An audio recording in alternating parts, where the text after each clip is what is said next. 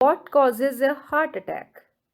A heart attack can cause occur when the blood supply to a part of the heart is severely reduced or blocked. Coronary arteries supply blood to the heart muscles. When one or more coronary arteries are blocked, blood supply to the heart is considerably reduced or blocked, resulting in a heart attack. Students, we know very well the arteries which plays an important role in our body for our heart. So our heart that is also needed the blood for its working, and these artery plays an important role for the functioning of the heart also. Let us understand with this video.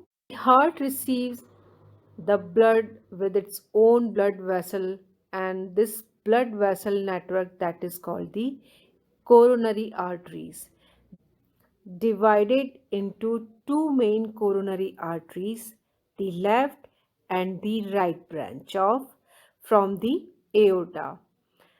These right branch off from the aorta, these in the turn branch off into smaller arteries which supply oxygen rich blood around the entire heart muscles. And the coronary artery, this right coronary artery supplies maybe the right side of the heart, and the left coronary artery that supply the left side of the heart. So, the heart coronary arteries, like other arteries in our body, are like hollow tubes. Okay, so they have a strong outer wall, a more delicate inner lining. When we are very young, our coronary arteries generally have healthy, smooth walls and are wide open tubes. Throughout our lifetime, the delicate coronary artery we call be put under attack from risk factors. Which type of risk factors? Like toxins from inhaled, like smoking, the mechanical injury from high pressure blood flow, high cholesterol, or high blood sugar from a diet high in saturated fats and sugars, and lack of exercise. These risk factors injure the delicate artery lining. This injury sets off a chain of events which leads to the buildup of fatty deposits, and we can say gunk within patches of artery wall, and this process is called the atherosclerosis. And these atherosclerotica fatty deposits grow and become harder to form plaque. As these plaques become larger, students, the plaque means the deposition of fats into the walls of the arteries. As you are looking at here, the yellow deposition, and that means is there which type of eating habits are. If we are eating uh, fried food and in such manner, or the high sugar food just we are eating, so the high sugar level and the high fat globules will be deposited on the wall of the arteries, and they can cause the blockage in the particular artery. So how the blockage will be here, how the wall of the narrower of the artery, let us see here. This wall become narrower and less blood is able to flow through the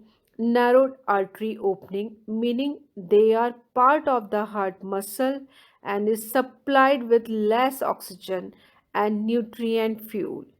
So this can be a particular problem when The heart is pumping fast and such as during activity, and at this stage people can experience symptoms of angina or chest discomfort.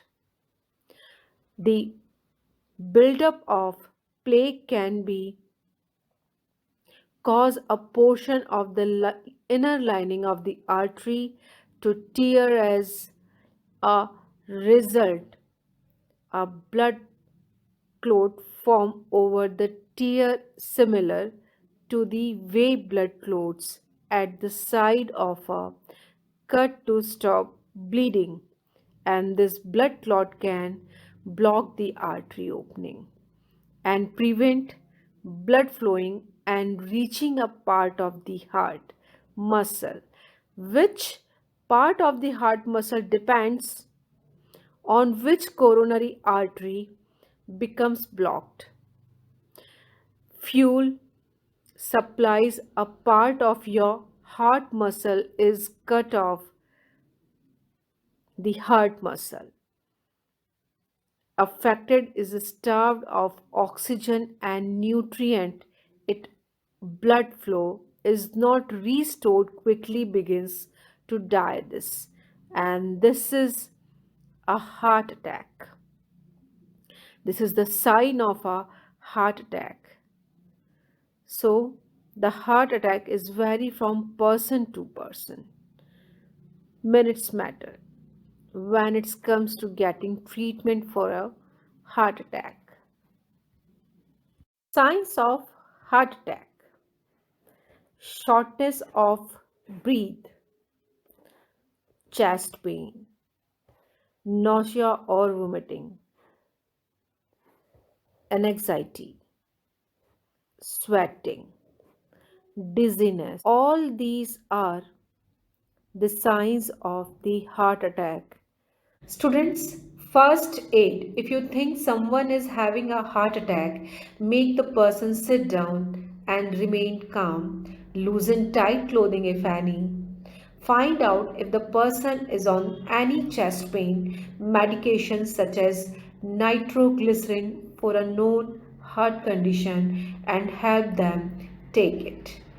Call for emergency medical help immediately.